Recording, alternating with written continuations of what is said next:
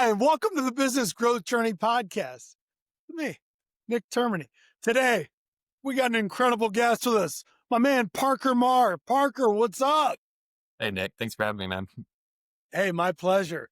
So, Parker, to get started, how do we know each other?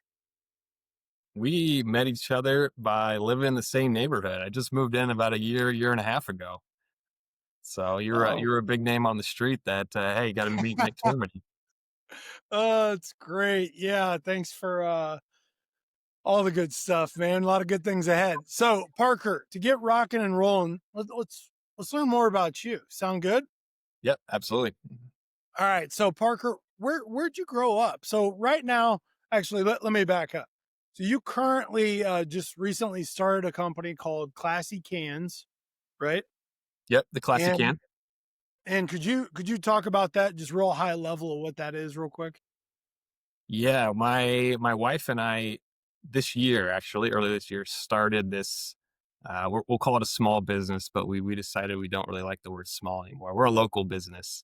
Y- We're a local business out of Parkville, Missouri, that we rent out luxury restroom trailers to anyone and everyone around the Kansas City metro region. Awesome. Okay. And you're also in commercial real estate brokerage. Yep, I've been doing that for 5 years now, and still currently I'm doing that. Awesome. As well as a commercial real estate investor, right? Yeah, Awesome. So I wanted to set the stage with kind of where you are now. Now, as we move forward, let's talk through the journey. Here we go, Parker. So where'd you grow up? Tell us about that. well, technically I was born in Arkansas, but moved there pretty at young ages. Of like I think I was 5 or 6. I moved to Joplin, Missouri, just on the Wait, we're at in Arkansas. Fort Smith, Arkansas, which is not quite Yeah. northwest Arkansas, but yeah, I grew up on the Arkansas River, so my close family members may call me like a river rat or a hillbilly a little bit. Oh, that's awesome. Okay. And then you said you moved to Joplin when you were about 5. Moved to Joplin when I was about 5, 6, and then just went through all the schooling system, elementary, middle school, high school, all in Joplin. So really grew up in Joplin. Awesome. And what kind of activities did you do, throughout growing up, high school? Yeah, I did a little bird hunting with my brother and my dad, but primarily I got pretty good at soccer. That kind of led me to more of a career even after school or after high school, after college, which we'll Cool. talk more about. But yeah, sports. I mean, I was blessed and fortunate to be somewhat athletic with basketball and soccer. I was better at soccer than basketball, so that's eventually where kind of my journey led me. So Parker, have you ever dunked? Let's cut through it. Have you dunked before? See, that's where I lacked. I didn't quite have the dunking ability in basketball, but uh, I was shifty. But no, I could probably like touch the rim in my good days. Okay, okay. All right, I'm tracking with you. I dunked one time in practice, and it was like the unicorn with You I don't dunked? know when. And then after that, it was always off the back of the rim. So I mean, I'm only 5'11". How tall are you? about the same. I'm impressed. You got ups there to dunk, get the ball over the rim. I mean, come on, Parker. I mean, you've seen You're me right. running down No, the you're street. now. I didn't. You're in your prime now, though. Oh, I'm the youngest I'll ever be again. I think I had the high jump or the vertical jump record for linebackers at William Jewell my freshman year. All right. Okay. So you definitely got some ups. I Oh didn't. yeah, Don't man. think I I knew that mean, about you. I can't believe that you're even surprised by this. After a good game of bags, I can't believe you're asking me this kind of stuff. All right, Parker. So after high school, what was next for you? After high school. So I actually have a kind of a cool story. I graduated high school in 3 years because I got recruited to go play soccer at Missouri State. So I had a Okay. coach that coached me all through my youth during high school. Yep. He liked me, knew I had some skills, some ability. He said, "Go finish your high school. You're good enough to play in college." I took all my senior year during my junior year. I took them both. I just did my senior year all online, so then I could go play in the fall of 2011 at Missouri State University, Springfield, Missouri. So that's a fortunately to be a Division I school. Um, Played a lot my freshman year, started and was off and running. I went. grew a lot during those college years though. Holy cow, little high school 18-year-old, 17-year-old, I'm pretty scrawny, got to put on some muscle and such. So uh it was good. So I went to, yeah, Missouri State after high school. Okay, cool. And what was your degree in? I had no clue what the heck I wanted to do. Got a general business degree just to, get something. I've learned that it's probably best to, if you're listening to this, to go into something more specific like finance or accounting or even marketing, because like I look at all these people on like LinkedIn, they're like, get something specific because no one knows what the heck general business is or business administration. I mean, so. But I did a little bit of everything. I did accounting, I did finance, I did marketing, I did advertising, I did international business. So a little bit of that, but my main schooling was soccer. So that So that was Parker, it. Gets the grades to stay in the field. you're definitely the first person we've had on the podcast that said they didn't know what they wanted to do after college or even during college. You just blew my mind. I mean, most people go into college not knowing what they don't know, and there's the lucky few, I guess, or not lucky, however you want to look at it, that go in and have a one track mind to where they want to go. But usually, it's part of the journey of figuring out what you want to do. I have a marketing degree. I graduated from Northwest Missouri State in '05. And I think marketing's changed a little bit since '05. Nobody's using the yellow pages anymore. Nope. Print's not really killing it like it was. So, the evolution of where you start and where you go, which is part of the show here, man. So, you go, you get your general business, you play soccer. What was that life balance like? Being able to juggle the commitment of soccer, staying in school, and probably making some new friends along the way too. Yeah, absolutely. That was the best part. The camaraderie with all It's the all about brothers, family. the brothers in the locker room. I mean, those are the best stories and funny Yep. moments and such.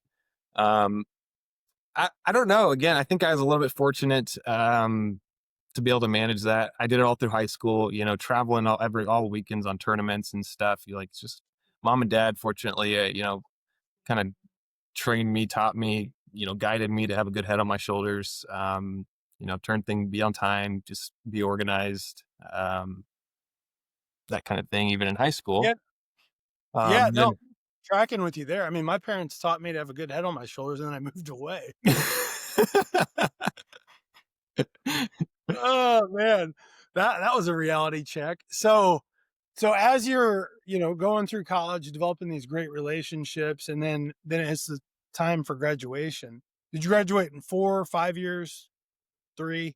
technically, I graduated college. It took me like I think it was closer to 6, 7 because I had Talking the about same. it. I mean, similar trend here with high school. I mean, I didn't go to my high school graduation. I never walked. I didn't go to my college graduation. I never walked because high school I got recruited to go college soccer. College soccer I got recruited. Then we'll get to that. I was recruited to go play professional soccer. So I left after my fall soccer season in college to go play professionally the next year. And I still Oh, had a wow. semester left technically of college. So Yep. I ended up taking my time on that because college courses are a little much more intensive than a high school class. It That took depends me, on a couple months, a couple years to just take some courses online to finally get my degree from Missouri State. So Parker was playing professional soccer one of your dreams when you were growing up? 100%. I don't think I realized it, like I set that goal. I don't think I set that goal in like middle school or high school, but Yeah. in Yeah. high school, like those were fun days. I was like, it's high school. I was like the best player. I was like, I could Yeah. dominate. Um, just the level's not the same. Then college, obviously, you get humbled a little bit. You're playing with everyone's Yep. good. But I think in high school when I was way above the tier, I realized, hey, I could do something with this. And then Yep. like and then college, again, you get humbled a little bit. You're competing much more. Like, okay, is it as much a reality as I thought? Yep. Just kept my head to the grindstone, just keep going forward, and kept getting better and better in college, proving that I was just a very good player in college. And then, probably sophomore, junior year, I really got my confidence in college and started to be another strong, strong player. And then I was like, hey, I could Yeah. try to make some money with this, go play professionally. So what was it, more about getting into the pros and like, holy cow, I can make a living doing this? Or was it like, were you connecting it to like, holy cow, like this is my childhood dream. Definitely the dream goal thing more than I never really thought. It's not like, oh, I'll go make some money, or I got to figure out how to make money. It's like I love this. I'm good at it. Like, Yeah, just keep playing it and best as I can wherever I can to the next whatever the next level is. I mean, eventually in college, I think I did set the goals like, hey, could I play for the national team? That would be yeah, the ultimate for me was the ultimate goal. I could play for the USA national team. yeah, Didn't hit that goal, unfortunately. Um, yeah. but yeah, it was more so just like the drive, the desire to continue to be the best. I think that's always kind of like a uh, personal goal for me to whatever I'm doing is literally like I'm going to be good at this. I'm going to be the best at it. Maybe it's perfectionism trait, maybe that I kind of have, but um, and the competition, of course. Like, hey, I'm going to beat you. I'm going to be by being better by whatever it takes. Yeah, I mean, it's a sickness to some degree, right? For Where sure. it's an obsession that can chew you alive because a lot of times you don't realize how far you've come and how much you've grown because it's always about the next stop and the next Mhm. step and being able to look back and celebrate like you said like all of a sudden I was there and didn't even realize it was a dream. I mean, you did, but because you're always charging ahead, a lot of times the you don't get to enjoy how good the juice tastes, right? Yeah, yeah. I've gotten a little wiser. I'm just in my early 30s, but I'm certainly not wise. But I've gotten a little wiser. Um, Oh man, I mean that's something I had to learn like in the last yeah, 5 years is your greatest strength becomes one of your greatest weaknesses because I would just grind myself into the ground where beat myself up because I wasn't where I wanted to be or was always looking to the next level. And so, yeah, I can appreciate what you're saying. And many people that are, entrepreneurs, business owners, operators, like that's kind of what helps you continue to grow to get a company off the ground, right? Or to be able to have success in whatever field or your goals and dreams are. yeah, yeah. I'd say in my even in my early I'd say mid to late 20s. I didn't. It took me a long time to look back and like appreciate and almost like reflect on Oh yeah. the growth and where I've gone and what I've done. I don't know if it's a maturity thing or what, and it takes everyone probably at different stages of life to realize, but definitely in my Yeah. 30s, I'm like, when you look at it, you're like, wow, I've learned a lot, or I've done a lot. I'm fortunate, to be grateful and to just maybe, a young kid just playing soccer. I'm like, maybe that's the little bit of the, just didn't have the maturity to probably appreciate and reflect like what I've done. So, Oh man, I'll never forget. So when I started my company, I this guy tracked me down, wanted to meet. He was a commercial lender, and he's like sitting in my office, and he's like, "Wow, congratulations, man!" I'm like, "For what?" And he's like, "You're really doing some big thing." And I had the blinders on of where I wanted to go and all the things I had to learn, do, and grow at. And I was like appalled by the fact that he was just trying to give me a compliment. You know what I mean? yeah, Like it's crazy. 100%. Yeah, I mean, But I mean that's kind of how we're wired and what gets you, continuous improvement. So, thanks for sharing that. So, how did you get into professional soccer? Like going from college, were you drafted? Was it, signed as a free agent? Like what does that transition look like? And what did that process what was that like for you personally? yeah, relationships, honestly, fortunate to have some relationships. My high school or my club coach in high school, Yep. he he knew me from a young kid from 12 years old about and saw me develop through high school. He recruited me to then come play at Missouri State. He just, saw the potential, saw the skill as great, open door number one. I had another coach during high school that had been following me. It was called Springfield Soccer Club at the time. Jeremy Allenbaugh, and he's now actually president of. I think that's his title. Probably need to check my facts on that, but I think it's president of USL, which is the second division soccer in the United States right now. So he's had a fantastic career. He was my general manager at St. Louis FC, which is where I first went after college. So Jeremy saw me develop all through high school and then through college as well, and he recruited me from college to come play. professionally at St. Louis FC. So I had some eyes on me from youth. Yeah. Um, Kind of followed my story, followed my growth, my development, and fortunate I was on a good path and doing well, and um, that's how I got into professional for college.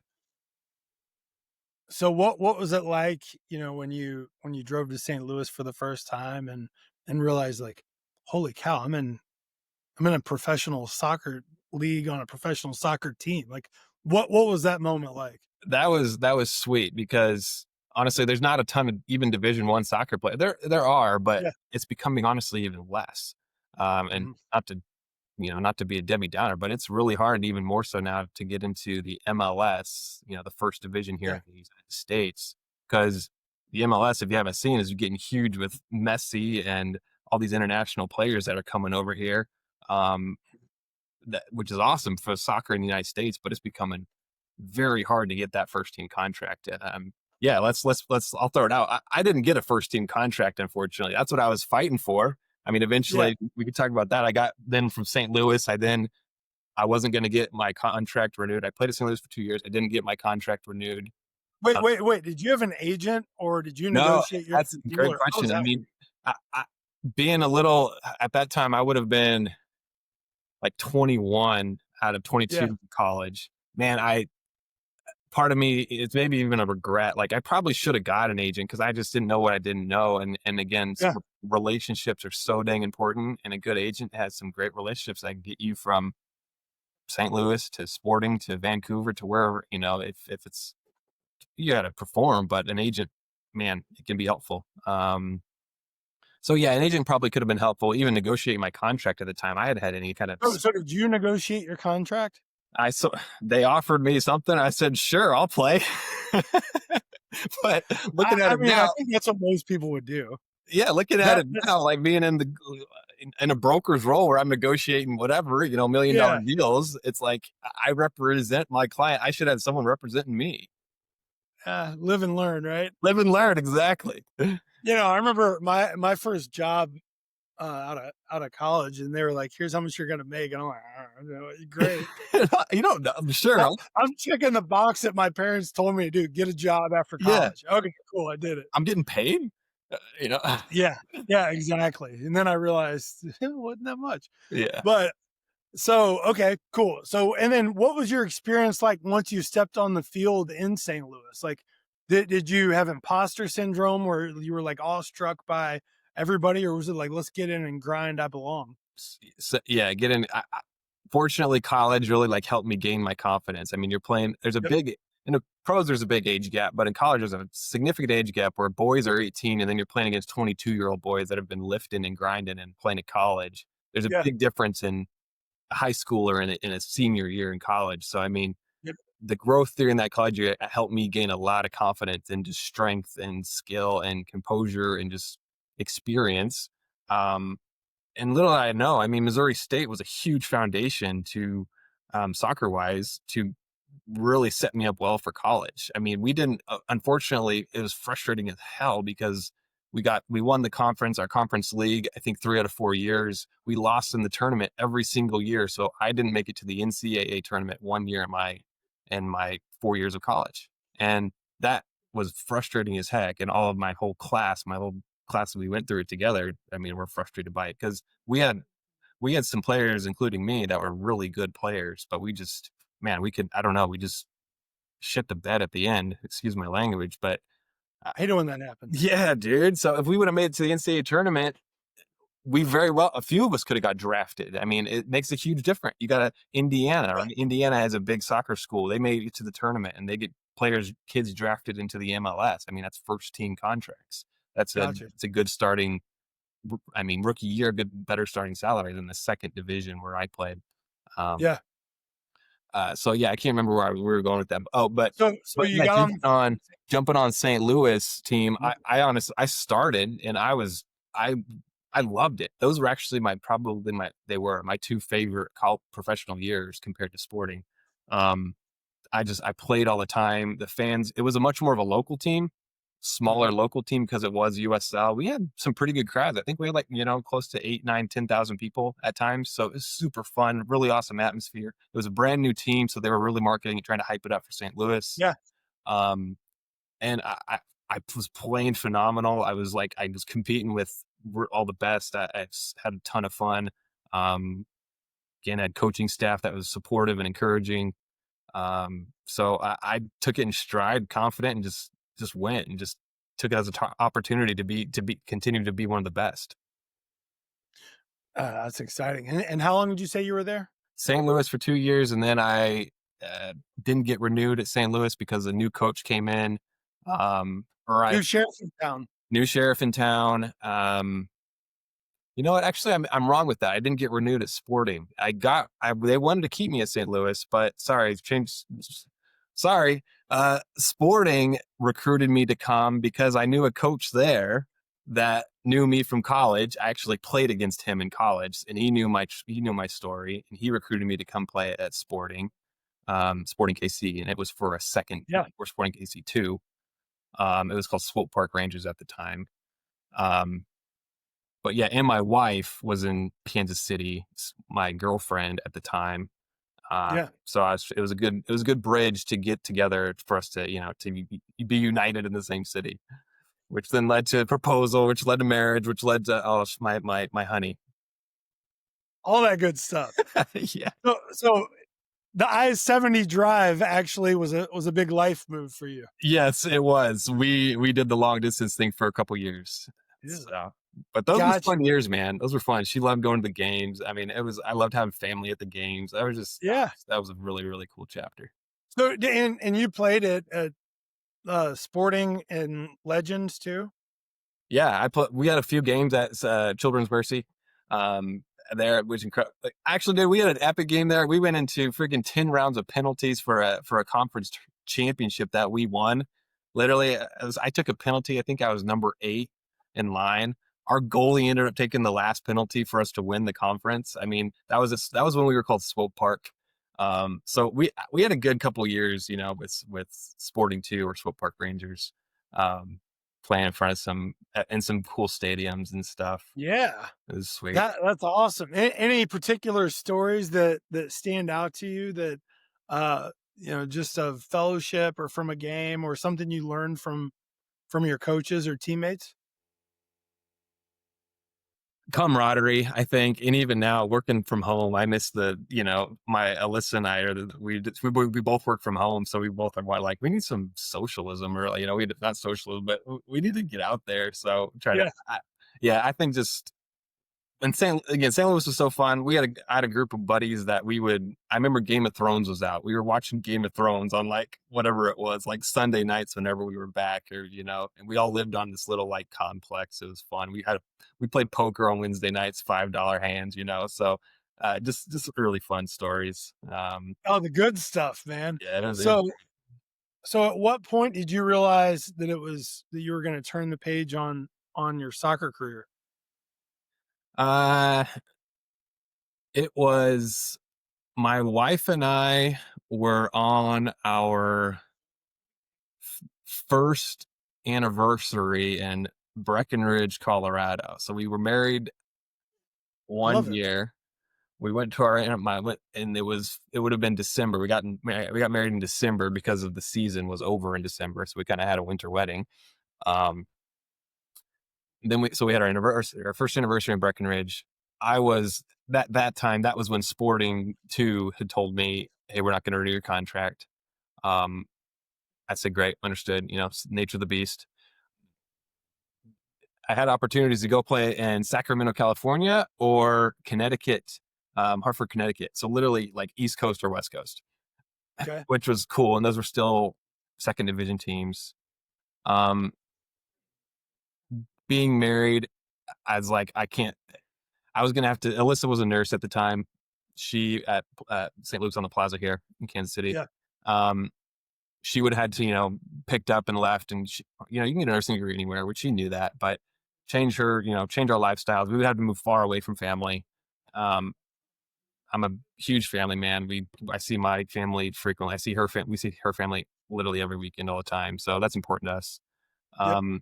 I was still going to probably be similar range payment salary wise for you're getting paid to play and you're getting paid to stay fit, but at the same time I was like, I have ambitions. I need to, if I'm not getting a first team contract, then maybe that's my, the signal that the door is kind of being shut on me. So that's when I decided, is Yeah. like, make that move across the country or figure it out in Kansas City, I guess. Um, what the heck am I going to do with my general business degree? Well, we're glad to have you here in Kansas City. So when when you're looking at, okay, the next step, you know, did you have your eyes on real estate, or what kind of was your journey to figure out what the next path would be? Yeah, again, I think I didn't real being young again. I think I was what 20. I would have got out of college at like 20. Oh, would have been 4 years in professionally. I think I was mid 20, 25, 26. Starting a new career in something I had no clue anywhere where I was going. Um, I'm sure nobody can relate to that. no, not at all. Right? No one. Yeah, yeah. Everyone has a strict path. Um, Yeah, it looks like this. it's the relationship thing, man. I don't know. I think I've just been lucky. Honestly, just lucky. I came across a successful businessman in Kansas City, um, which is what Max's Properties, which a lot of people know the name Dave Johnson. I can't really call him a mentor. Him and I have a great relationship. But he's kind of took me under his wing for a little while after professional soccer, and said, "Hey, come work for me." And I kind of had an idea, just from research and my own studies and like just listening to podcasts and stuff, that real estate's a good avenue to go down. You can do all sorts of different things, a lot of ways to make a living. Um, Dave owns a lot of real estate around the country. I said, great, be a super awesome person to learn with, how to be a part of his team. Um, Little did I know, I got thrown into property management. And I'll careful how I tread here, because some people do it for a living, but it's that is a really tough job. So I was I got into property management at a LIHTC property, low income housing tax credit property. So you're getting a variety of people living there, all sorts of different things. Property managers, this. If you're listening to this, you're dealing with nothing but issues, problems. I mean, it's evictions, it's my toilet's rested, my AC's out. It's just constantly that's if someone's talking to you, that's what's going on. Nobody calls and says, "Hey, Parker, you're doing a fabulous Yeah, job. How are we you today?" love you as a manager. You don't even know what I do. Yeah, uh, so yeah, I got into property management, which is an aspect of real estate, which honestly it was a great experience, and it's now a great yeah. experience to have that under my wing. Um, one of Yeah, I mean, there's a lot to learn in property management where, if to be able to understand all elements of real estate, investing, brokerage. I mean, property management is one of the, I mean, the most critical parts, right? you're right. I mean, it's operations. You're literally operating the asset. Yeah. And so being able to understand that, how did that help lay the foundation, for your real estate career as you've grown?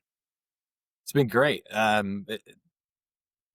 That was I didn't get I didn't have the full role of understanding all the finances being in Yeah. that property management role. That was someone higher than me, but Yep. I briefly saw it, so that was a good introductory to that. But um, I think it's for any business. I think it's good to understand these are literally like the procedures and processes at the basic level to make this thing run, right? I Yeah. mean, if it's it's getting the rents, it's paying the bills, it's here's the utilities for the month, here's the taxes for the year, here's the insurance, all those things that are become applicable to, whenever I'm looking at an investment or buying something, or advising a client on what's going to happen or how they're going to Yep. operate this thing. I can use that experience, and that gave me a good foundation.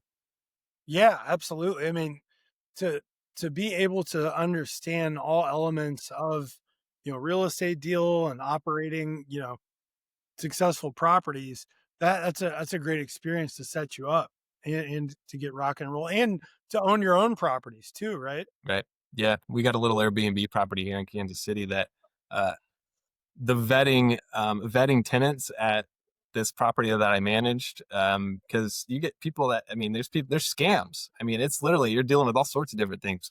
Yeah. Credit scores from nothing to 800. Is so you're dealing with all sorts of different people.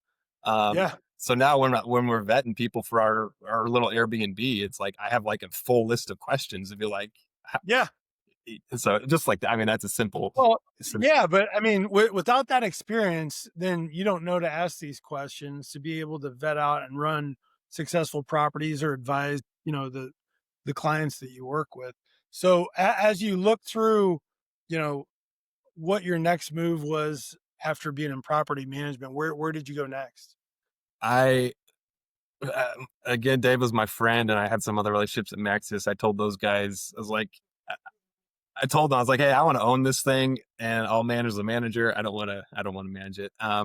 So I didn't know what it looked like go after that, or how I get to that position. Obviously, there's a whole lot to own and operate in big multifamily properties, Oh apartments, yeah. whatever it is. That's a huge ball, huge ball. Yeah, just real quick, Parker, for those people that aren't as familiar with, all the elements of running and owning a commercial property, say like a 100-unit apartment complex or portfolio.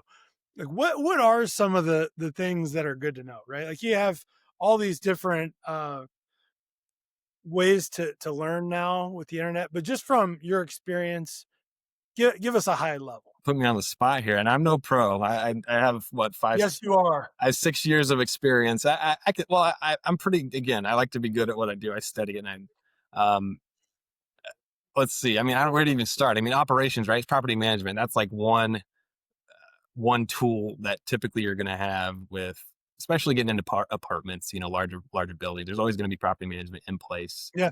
That's managing the leases. That's managing the tenants. That's collecting rent. That's evicting tenants. All that good stuff that I did. Um, then you're going to have like asset management, which asset management is then the guy that's overseeing that specific property, guy or girl that's overseeing that specific property. They are much more evaluating the finances of the property, really, like Yep. literally the metrics of it. How is it performing? I mean, what's the debt on it? What's the rent on it? Are you meeting thresholds? All the good acronyms that you can look at for NOIs, debt service coverage ratio, all the loan terms, everything like that. That's going to be an asset manager that's really seeing that. Yeah. Probably combined. I mean, and then you start getting into more of like a corporate ladder of CFO, CEO that's overseeing all Yeah. this stuff.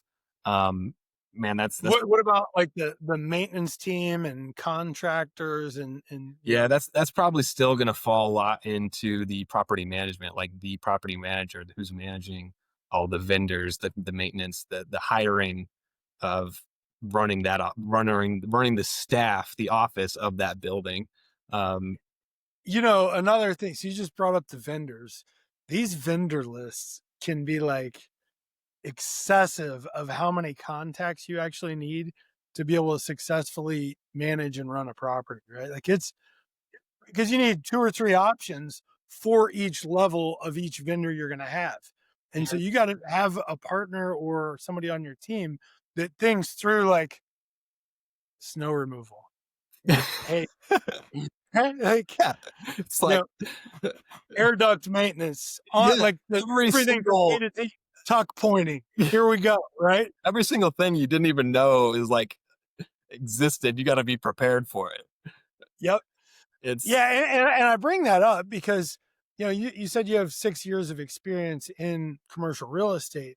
Really, the amount of nuances, relationships, and things you have to understand to be able to grow in that space is incredible because it's an incredibly difficult and competitive market, right? yeah, for sure. Yeah, So, go ahead. yeah, fire away. I was gonna say I've learned too. Again, I'm good at I'm good at what I do. Uh, um, a jack of all trades, right? Master of none. I know enough to be dangerous, but there's a lot of things too that you learn. Like, hey, there is somebody that knows exactly what to do with the gutters. There's someone that knows Yep, exactly what to do with the ducks. I mean, and then yep, it's a relationship thing where you do got to learn to.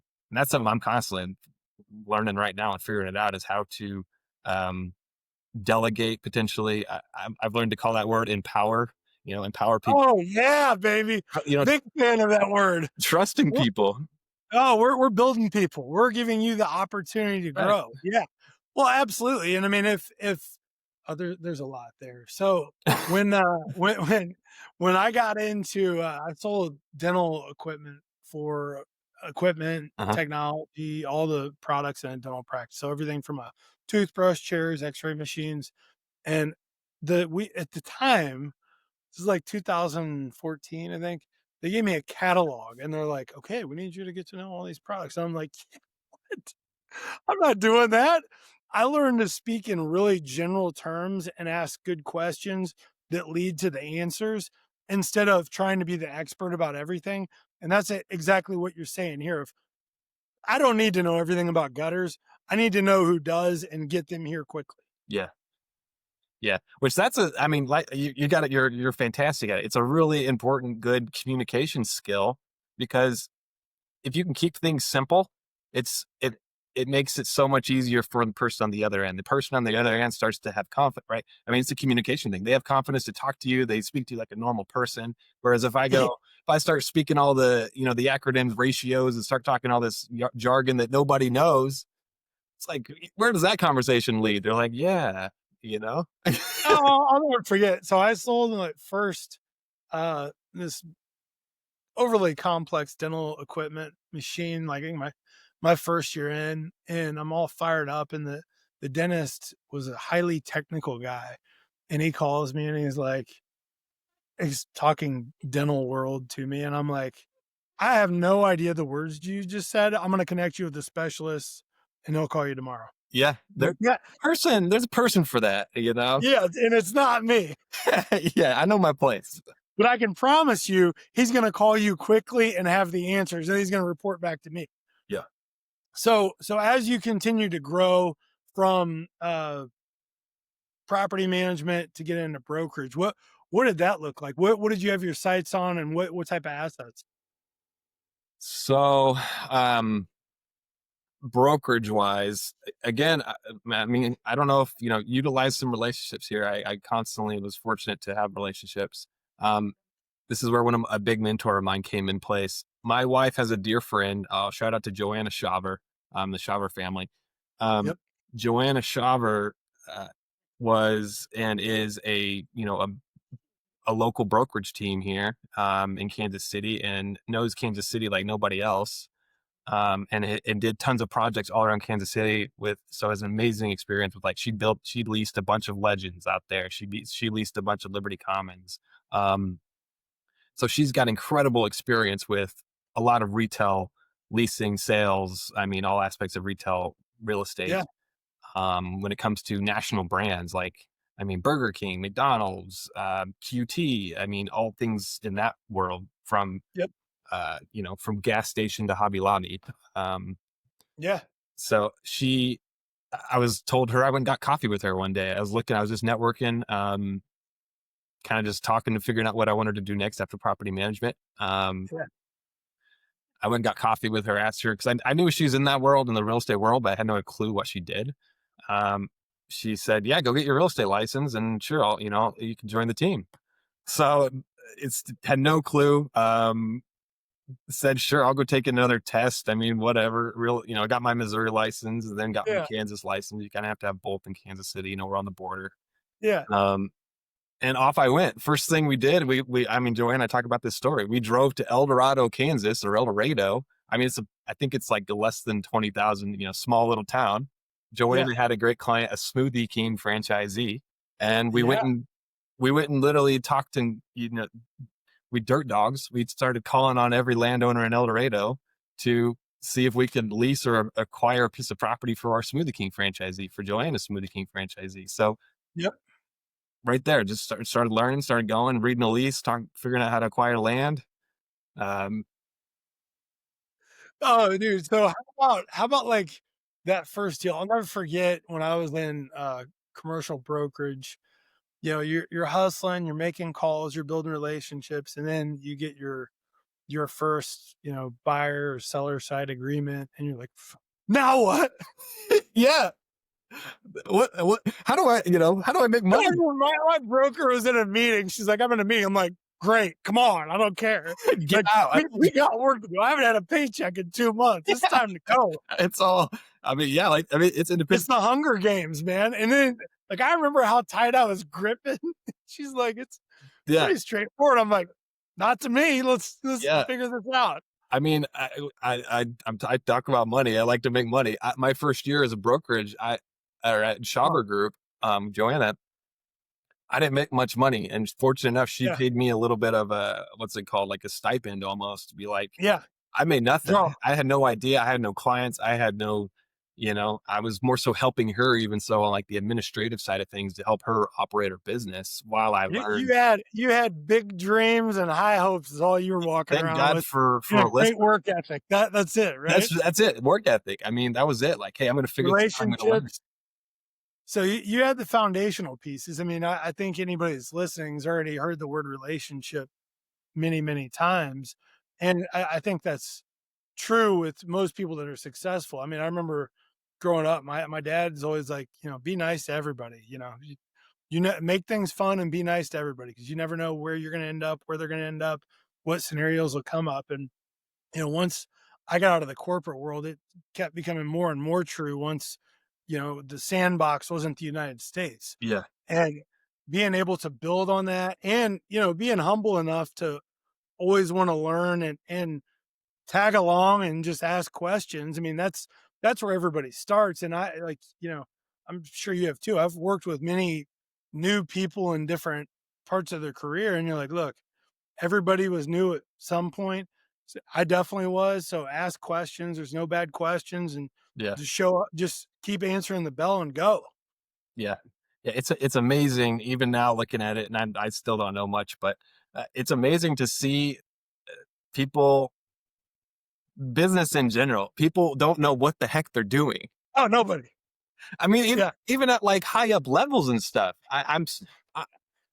it's like, I don't wanna insult anybody, but I'm like, what the heck, like, how are you even where you are? I mean, it's truly crazy. I mean, Oh man, when I got into more on the management side in the corporate world, and I saw like how other sales reps operate, I'm like, this is really what you're doing? Like this is how you represent yourself?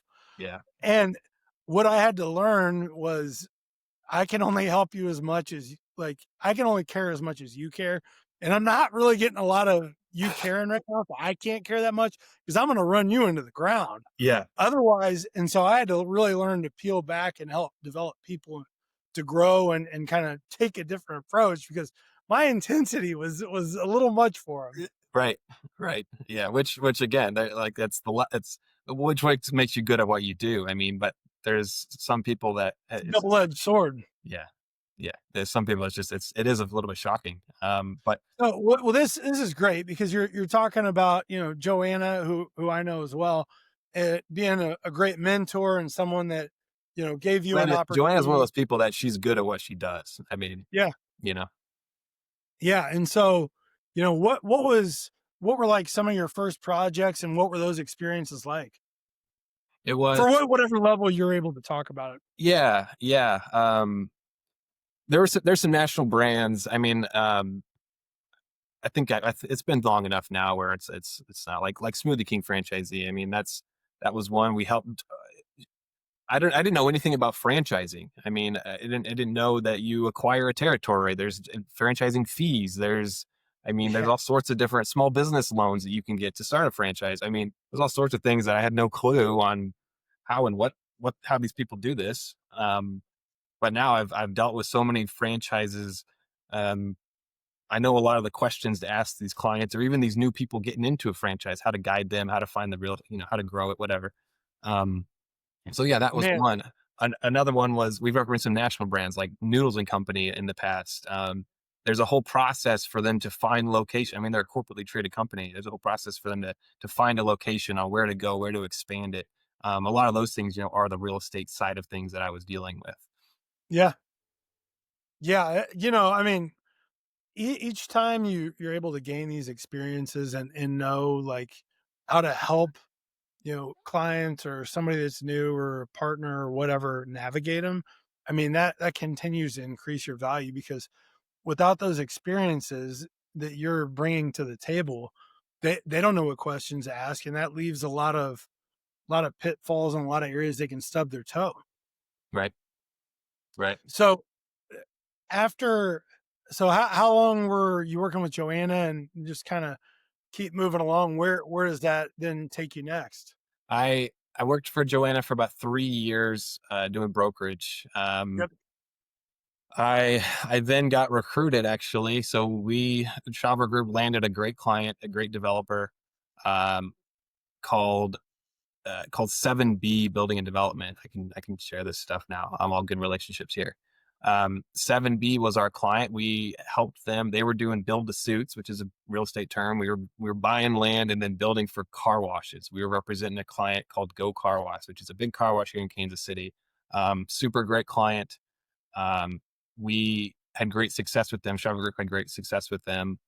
Um, Driving all over Kansas and Missouri. I mean, tons of markets, the whole KC metro. But I mean, we were going to like Holt, and we went to Marysville, Kansas. I mean, we went to Chillicothe. We were going like to anywhere where there's probably like 20 to over 20, 30, 20,000 population. We were looking at it. So, I mean, that's a variety of towns and cities all around the Kansas and Missouri. Yeah, and so in doing these kind of projects, are you able to just look on the GIS or Google Maps or whatever commercial thing, or do you believe that you've actually got to go and physically see and assess the site, what's around, get a vibe of the area, talk to the people? It's probably a medium between both. Yep. A lot of that stuff is tracking or following like a year or even 2 years. Sometimes these smaller towns, it's not up to date at all. So you got to go. You Yeah. literally gotta No, it's not. physically go there and see. What is that? What's there? There could be a building there now, or there is no building there. I mean, things change. Um, Yeah. so yeah, I was driving all over the place. I mean, hundreds of miles. Um, with this client. I mean, good stories there too. A lot of car time with the client. Um, funny. We would like look up. I can't even remember an example of this, but we would look up like what is Marysville, Kansas known for? And it's like one of them's like like sliced bread or something. This stuff like The that. home of sliced bread. There we go, Yeah, baby. I think that's Chillicothe actually, because we were. I have no But idea. But this is if it this is is or not, I don't know. captivating. But just good stories there. But same thing, I love it. like the Smoothie King thing, like literally flipping rocks, calling landowners that some people didn't even know they owned the land. I mean, it's just all sorts of things. You just funny conversations you run into, and that gets into like cold calling people, which that's a whole new Oh thing. yeah. I didn't want to talk to anybody on the phone when I first started. It's like I, I was scared to death of that. I was like, what do I say? What are they going to ask? Am I prepared? Joanna gave me a good, mentorship with handling stuff like that. But You anyways, know what's funny? I've just attacked the phone like just a psycho. And I was talking to so many buyers, and then I'm talking to my broker. I'm like, these people just want to they just like to talk. And he's like, yeah, the most direct paths to sellers. I'm like, so you mean literally these people are just wanting to get market updates from me and tell me about their life? It's like I was a 1-800 hotline just to phone a friend. And I realized like, hey, look, I'm married and I have a baby. Like we gotta quit just talking about the weather and produce. interest rates and like it's either you're in or you're out. I'm looking for one off for one seat, and it doesn't sound like you're it. Yeah, yeah. You got to produce at some point. Oh man. So all right, cool. So you're getting into some cool, land prospecting, learning more about development, working with these different types of commercial operations. So what's your level of involvement been in um, first you're finding the ground, putting it under contract, and then are you part of help putting it through the city or connecting to like a civil engineering firm or the clients you've worked with already have that capacity and relationships? Yeah. So after shop from broker, so from brokerage point of view, it was pretty much that like get it under contract, and then the Yeah. developer would take over. They would take it through permitting, civil engineers, architects put their plans together, submit to the city, get approval from the city to build the building, whatever, build the car wash, whatever it is. Get the COO, certificate of occupancy, to then operate your car wash or retail building, whatever Yep. it is. Um, so from brokerage wise, it was literally just either getting the lease signed to start that process or getting the contract signed and closed to start that process. And then you're kind of off to the next. I mean, that's like pipeline. You just go to the next as brokerage. That's your goal, is to fill the pipeline for the developer, for the client. Now, Yep. after Shaver Group, I was recruited by that client, 7B, to come and do development, and help them expand their clients across the nation. Um, I did that for a couple years, up until recently, actually this year, 2025. I transitioned away from that. It just wasn't quite the right fit. I learned that I missed the brokerage world. I missed the hustle. I guess I missed being unpaid. I was on a salary. I was like, I guess I like not having money. So I mean, playing professional soccer, you're built for speed, man. You got to let the horse run, dude. yeah, I missed running, so I missed the hustle. I missed the grind, so I was like, Yeah. I'm going to keep doing brokerage here in Kansas City. Fortunate to Yep. have some good clients here in Kansas City that I can just kind of keep running with. So that brings us to where we are today, right? Correct. Yeah. I mean, as of just earlier this year, really. Okay. And so talk to us about what you're doing now and who it is you serve. Okay. So let's see. So I'm still doing commercial real estate brokerage here in Kansas City. Yep. I represent tenants. I can share that I represent a Seven Brew franchisee, a coffee concept. A good friend of mine, he's a franchisee. Yep. He's grown his franchise all over the KC Metro, which is a great Awesome. client for me to have, which is great. We got a great relationship. So doing lease deals, it's called like ground lease deals a lot of the time with that client. Yep. Um, I'm and then side of that, Wait. So do you have your license hung somewhere? yes, yeah, I hang my license with Keller Williams. So technically, I'm a real estate agent. I mean, commercial brokers or commercial real estate agents, Yeah. and residential real estate agents, we all have the same license. Yep.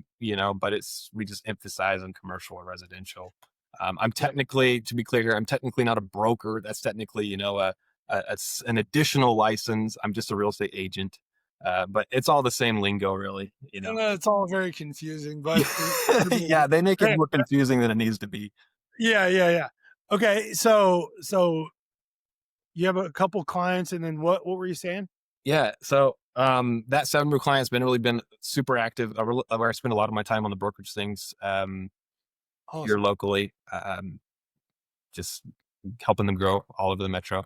Uh, And what kind of projects are you in, you know, clients are you looking for, like a certain space? So like more retail, yeah, anything in a lot of my industrial? experience, a lot of my experience is in retail.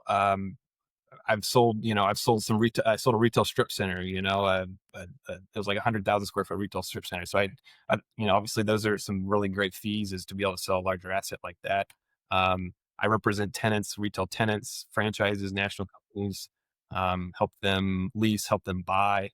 I represent landlords. I've helped landlords lease their properties. I've helped landlords sell their properties. Um, so yeah, Do you a like lot of digging different. into the numbers and the pro forma? Like what part of Oh, the art of the deal is juice for you? I love that stuff, man. So there's a cool credential called CCIM, Yeah. where you're studying like, oh, you're getting into it all. It's like you're getting into debt, Yep. leverage, the positive net negative leverage, NOI, net present value, debt service coverage. I mean, literally all those crazy acronyms. But I believe to be good at this, especially in the commercial world, there's a lot more involved, um, than just buying and selling a house. And we really, it's more black and white. It's like if the property produces, a strong IRR, internal rate of return, 12, 14, teens were in turns, then that makes for a good investment. Whereas, so that helps you make your decision compared to, again, the house things compared to like, oh, I want to buy my primary residence. It's a lot more Yeah. black and white, economical, financial on the commercial side of things. Yeah. A house is definitely a more emotional purchase, right? Yeah, absolutely. And so like what kind of network have you had to build up, throughout your commercial brokerage career, like lenders, insurance, Yeah, kind a lot. like line? Lenders, title companies. I mean, everyone's all these different tools you need. There's a lot of resources for that kind of stuff, and I've learned like some of those you can literally call them when you need them. Yeah. The best relationships, honestly, are talking to buyers and sellers. I mean, landlords and tenants. That's because as a broker, that's where you're going to be able to transact deals. I mean, that's how you're Yeah. going to produce and be able to make a living. If you're talking Yeah. to at the same time though, right? If you're talking to lenders and all these third party vendors and services, they may be able to provide you some deal flow, Yeah. but you're relying on them to give you something. It's more difficult. Whereas if you got to literally go out and make it, you got to go talk to find go to network events, find the buyers, cold call all the landlords, cold call all the sellers. I mean, figure out what they're doing with their properties. I Yeah. mean, that's how you can make a deal, and that can be a gruesome process and take time and tons of phone calls and tons of no's, right? But that's what Yep. it takes to start building those relationships. Yeah. I mean, if you're counting the no's, you're always closer to a yes, right? That's right. So, I mean, that is part of the value in working with you and just, commercial brokerage professionals is you're able to be speed to value to getting it done because of the good relationships you built as relationships you talked about throughout the podcast, but also, being able to say, okay, here's what's next, here's where we need to go here. And like that's invaluable, especially on the local level if you're working with national um national clients on whichever side, right? Yeah. Yeah, if you can talk, knowledgeable, the market, the landlords, you have experience with these people, or you have them on your phone. I can call them and figure it, and get the Yeah. information immediately. That's quick, that's speed, that's very valuable and helpful for the clients that I represent, right? Or I can say, I know the ins and outs, I know what's wrong with this, what's good about it. Yeah. Mo- Yeah. I mean, what's cool about this is talking through, your journey to get to where you are now of, all the time in property management, learning the commercial side brokerage, like all those things added up to are what make you a valuable asset to work with. yeah. Yeah, I appreciate that. Yeah, absolutely. And I wouldn't have known it at the time, but now it's like, kind of those stepping stones make a little bit of sense. Oh man, it's painful. I mean, there's those days when you're driving around all day, your car is almost empty, you're out and like close to Wichita, and you're like, what am I doing with what am I doing? And then you get home, how was your day? Yeah. Uh, I don't I don't even know what just happened. You want to have some nice ramen noodles? Yeah. Hey, Oh, dude. then when you wake up the next morning, you're like, back Oh, to it's go time. It's just like back to every next day is the greatest day of my life. I love saying that to you. Like, how's it going today? I'm like, today's the greatest day of my life. And you see people literally go, what? And you're like, try it out. You gotta say it to believe it. So so looking at where you are now, so you've grown with all this incredible commercial real estate experience from property management, doing land deals, retail deals, learning about development and representing national clients. What else do you have going on in your career? Yeah, and this is the most exciting thing for me actually as of this year. So we started a not a small business. We're growing this thing. Okay, baby. It's a local business, baby, called the Classy Can. So luxury restroom trailers. It's sweet too. I've seen it. Yeah, Now there's two of them. There's already two within what, like a month? yeah. We just bought another one. Yeah, less than a month ago because of the demand that we've gotten, which has been great. Uh, So what led to this idea? And then, kind of what were some of the first steps you took to turn this from an idea into reality? yeah. So I think we were on the same page here. My wife and I, we were literally like online. We saw this thing on Instagram or like a highlight, like a TikTok thing. It's like Yeah. good business ideas, and it was these restroom trailers, and be like, we could totally do that. We kind of did some quick research. I did some research. You were geofence, man. You know that. Yeah, yeah. We looked up Kansas City. Like, what's the competition? Is this even a thing here? There's a few operators out there, but like, hey, this is totally a market and total operation we could get into. My brother had one of these like 5 years ago at his wedding, 6 years ago at his wedding. So like, we've been in them. We're like, hey, these are nice. These are cool. And there's definitely a need for them. I mean, people are got to go to the bathroom, and people are going to continue to have interact. Anything we've learned from COVID, right? People need people, and people like to have events and weddings and parties. I mean, Yeah. corporate events, whatever. So that's who we're servicing and who we're targeting all around Kansas City is, uh, and driving our freaking trailers, our crappers, to their parties. And they're much nicer than a porta potty. Oh, they're sweet, man. They are sweet. So could you kind of talk about what makes them nicer and what the experience Yeah, it yeah. creates? So I mean, it's Let it be. fiberglass walls, mirrors, lights, countertops, like porcelain sinks, like all the normal. Like people joke like this is nicer than my house bathroom. I mean, there's AC, there's music, there's like a foot Oh, what kind of music you got playing? Is it dealer's choice or dealer's do you have choice. like some preset? Dealer's choice. You know, we can crank some night, some pop if you want, some Christian if you want. You know, whatever the customer's feeling, they can connect. Little AC/DC in the bathroom, Oh rocking and yeah, roll. yeah. You know, just in there on the toilet. Oh yeah, like an episode. It's like watching Wayne's World. Yeah. Yeah, it's good. It's good. So we've gotten tons of compliments and tons of like great feedback. Um, that it's been awesome. It's been really cool. So yeah, we bought one.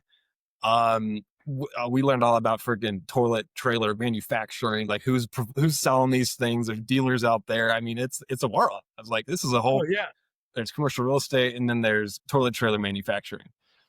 yeah, um, yeah. I mean, you can look at a cap rate on a luxury. yeah, yeah, exactly. So, Um, so when you start out, so you and your wife are on the same page, like, yeah, I think we got something here. There's a need. This is a good fit. This is something we can do. Then what were the steps you had to take? Where is that where you started looking at the manufacturers? What kind of names are available? What yeah, website? yeah, Like A to Z before you got it yeah. off the ground. Yeah. So first of all, my wife and I, she quit nursing. She got into social media marketing. She's got into like network marketing a little bit. She's really learned a lot of sales and stuff in the past, 5, 6, 7 years ish. Yeah. She's really gotten good at social media, which is a great thing for us now as our business, social media marketing and stuff. Yep. And I've learned just the real estate side of things. I've learned also a lot of the finance side of things. Um, Hmm. what it takes to start a business, whatever. So Yeah. we're like, we missed and we want to work together. Some people don't, we did. So we, Yeah. we were like, we want to do a business together. It'd be fun. I think we'd be a good team. Off we went. So we saw this idea, we saw it and we were like, okay, how much do these things cost? Where can we buy them from? Started researching, then we got to these manufacturers, the dealers, where you can get them.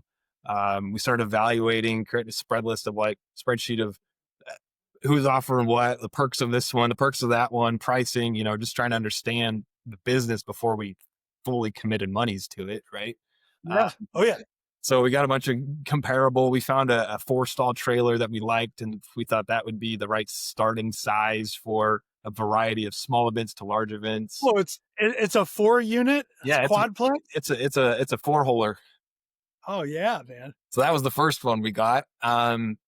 We're again, we both, she was a nurse, I've done real estate, so we had some savings that we'd collected. I think, I'm trying to think, man. We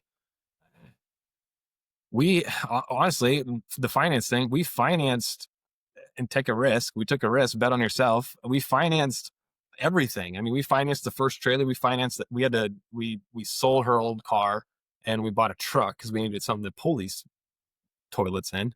Uh, Yeah. yeah, we went off. We were capable of financing. Some people aren't bank friendly. We were bank friendly, Yeah.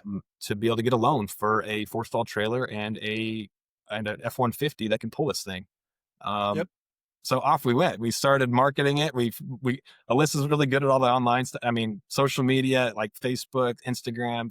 Our websites. She's good at that stuff. She's built it. She's done it.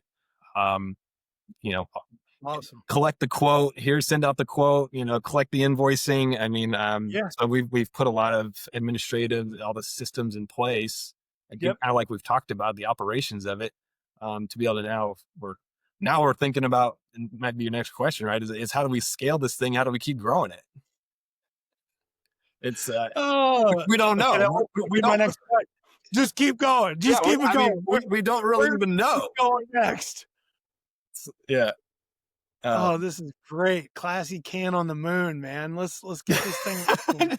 that's right, that's So right. as you've gone through this, I mean, awesome stuff, man. Thanks for sharing all of this. As you've built Classy Can, like what are some of the aha moments you've had of like, oh man, I didn't think about this, or we got to figure this out? Because in any company, I mean, you go in with a plan like Mike Tyson's quote, and everybody gets punched in the nose, no matter how great the plan. You realize, hey, we got to figure this out. Like, what are some of those moments, and how have you navigated those? um, we had to when we first got this trailer delivered to us, the four stall, like someone drove it from Indiana to us.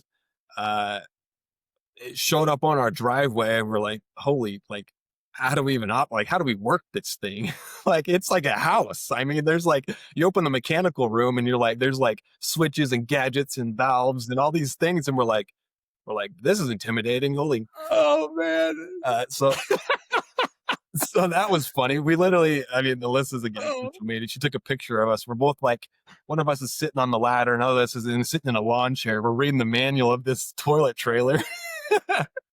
We're like, what did we get into? I mean, it's, oh yeah, dude. Who hasn't started a company that doesn't have that moment of like that moment of what are we doing? yes, yeah, What did we do? yeah, yep. But then like you and I talk about, I mean, it's fitfo, like figure it the f out. It's like we're gonna figure this out. We're gonna do it. Yeah, So we're here that to win. was one. Another one as simple as the freaking trailer hitch. I don't have much experience pulling something. So we I look was at all gonna these. ask that. Did you grow up pulling horse trailers, or how'd you learn how to navigate that and what drafting is, or like whatever things you need to know in Oh, relation to now going from driving a sedan to a F-150 with a huge fourplex trailer on it? yeah, yeah, that's been I've had very, very brief trailer experience, but I mean that can be intimidating for a lot of people. I'm like, so there's sometimes when I'm driving these things around because we're doing right now, it's sweat equity, baby. We're driving these things, we're delivering them, and Oh we're yeah. we're we're working it. But I'm white knuckling this thing, pulling this thing as it's like jerking us around. And I'm like, this is Oh, a dude, that's liability for great. us to be driving around on Kansas City Oh man. streets. Oh yeah, yeah. This is good stuff. But Well, cool. So now where you look at where you are with Classy Can. Who is it that you're serving, and like who are some of the um companies, organizations, events you guys want to work with? yeah, all weddings like bread and butter, right? That's like the the Yeah. the perfect customer. An outdoor wedding in the farm or at the field or at the Yep. person's house. We've had a lot of customers that are on septic tanks and they're having a large party in their backyard and they're like, we don't want 100, 200 Oh, people going to the bathroom in my house on a septic tank. yep. So that's like the perfect customer. I mean, corporate events, we're talking to um, trying to get a hold of like all large group gatherings that are doing this Yeah. at the park or whatever. Another one is chambers of commerce or cities that are having the Oktoberfest or the we're doing Yeah. a brewery event at an English Landing here in Parkville. I mean, there's all sorts of different things that we're just again that's the whole net kind of the sales and the networking skills Yep. that I've learned Yep. just from experience. That's kind of how you grow a customer base. Oh man, this is good stuff. So Parker, looking back, going from where you started after you graduated college to getting into professional soccer to where you are now, like what are some of the biggest things you've learned along the way? I think and Joanna always said this. It was a mentor. We all put our pants on the same way. I love that quote so much. It's like we're all people, we're all human, and like I treat people with respect and shake your hand, and look you in the eye. But at the same time, like when I first got into brokerage world, I was like intimidated till I get on the phone and talk to people because I was like, that person's so much further beyond or so much more than Yeah. it's also, it's like intimidating. Whereas she was like, hey, we all put our pants on the same way. It's like, who's Joe, who's Bob? It's like, so I've sort of really taken that. I love that saying. I mean, even when it comes to soccer, right? You're looking at the guy across the field from you, and it's like, hey, you're no different than I am. I can take you. I can compete with you. I can match you. Um, I think that's sort of it's probably, and then it leads to this is a whole other conversation, right? It's like the whole mental side of this business, this sport, this whatever we're doing. I mean, that's probably the huge biggest thing. And that's probably what sports sort of helped me with, is really being mentally uh, stable, maybe. I mean, you and I have talked about this. There's some days where maybe I am way down, and then there's some days where I'm on a high. But I mean, if you can average and, steady going, then Yep. you're doing all right. No, I mean you're exactly right. I mean the mindset is the separator because you've got to always believe there's something good ahead to keep pushing you forward. And the back to what you're talking about with everybody puts their pants on one leg at a time. The most successful people I've ever met have been the most genuine and humble because they know how hard it is to get to the success they've had, and there's no easy path. And so being able to have people like that, like when I got into commercial real estate brokerage, my biggest mentors were my clients Hmm. because I'd be like, look, yeah, I don't know what I'm doing here. And they would coach me through it and, take me under their wing and help me grow. And any point in my career, like that's kind of how I've treated it, is every opportunity is an opportunity to learn and build relationships, with confident humility, right? Like 100%. I know I can figure it out, but I'm still learning every day. And so man, this is good stuff. So, you've started companies, you've worked with many successful people, you've grown companies, you've grown your career, played professional sports. If you were able to offer any advice to anybody that listens to this, or just anybody in general, what would it be about starting, getting started in something, and then how do you continue to grow and build relationships when it may not always seem easy? Yeah. I'd say, not to hammer this again, but it's a mental thing. I would say it would be my quick response, and that probably takes time to gain that confidence, or to make that steady. Would be one side of things. Confidence comes from evidence. Yes. Right? Like, when you get a win, even like, starting out with something as simple as I made my first cold call. Oh my goodness, they talked Yeah. to me and we have a next step. Like that, what people don't a lot of times get, and I've gotten lost in looking at, I'm results focused, but all the activities that lead to the results, and you have to stack wins and then keep building to learn and grow. So yeah, I'm definitely tracking with you. Yeah. Yeah. That's what I'd say. The pants, put your pants on. Everyone puts their pants on the same way. I'd say is a huge thing. Like, oftentimes you are going to come across somebody that's totally, that relates to you. I mean, they're like, right, we all, like you said earlier, like we started on the bottom, and we grew it, and we worked towards it, and I'd say just be willing. I'm a huge believer in bet on yourself. Obviously, start a business, go figure it out. I mean, um, for a lot of people, I mean, for us too, like, we had to juggle two things at once, right? I mean, I had my real estate career I've been working for 5 years. That's allowed me to create some stability in my life. But at the same time, now we're starting to start something else. So you kind of got to do two at once.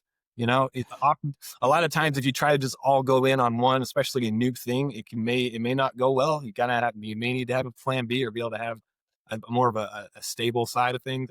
But at some point, eventually, we're probably going to grow this classy can, where this is our primary focus, but we're not quite there yet. Yeah, well, you have the vision to get there. So Parker, final words. If you could give a couple shameless plugs about, one, I would say your expertise and what it's like to work with you in brokerage on the real estate side, and then let's close out with a strong classy can plug. Brokerage wise, I'm always looking for new clients, new landlords, new sellers, new tenants. I am fortunate to have a lot of experience now, especially in the Kansas City metro. I know it very well. Fortunate to have a great network, and continuing to grow that network with other brokers, other people in the market, to give you a good pulse on what's going on, what the rates are, or if I don't know it right, I got a good network of contacts that I can put you in touch with. Um, I'm good at retail. I'm good at land. Um, know all the lingo, the leases, the jargon. So yeah, I was looking for clients that way. Classy Can, here we go, baby. We are a luxury restroom trailer service in the Kansas City metro. serving the whole region. We got all the bells and whistles, AC, lights, music. They're clean. They're nice. You're getting a local company, so you're getting my phone number. You're getting, my wife and I's email. Uh, we're prompt. We're on it. We're a good service. Awesome. And how do they find you at Classy Can? What's your website? Yeah, you can look up the Classy Can on Google. We're starting to be popping up on the first page, even in like restroom trailers. If you search that in Kansas City, we're popping up on first page. She's got an Instagram, the Classy Can Co. I think, or at the Classy Can Co. I think we're on Facebook. I maybe even be on TikTok. The Instagram will get you to all those. Um, we got a website, www.theclassycanco.com. So yeah, we are busy. Uh, We are busy as heck for September. We're getting busy in October, and we're already getting busy in November too. So, and bookings for next year. So we're cruising. Love it. Well, Parker, thank you for joining the podcast and sharing your story on the Business Growth Journey podcast. Hey, thanks, Nick. Good to see you, man.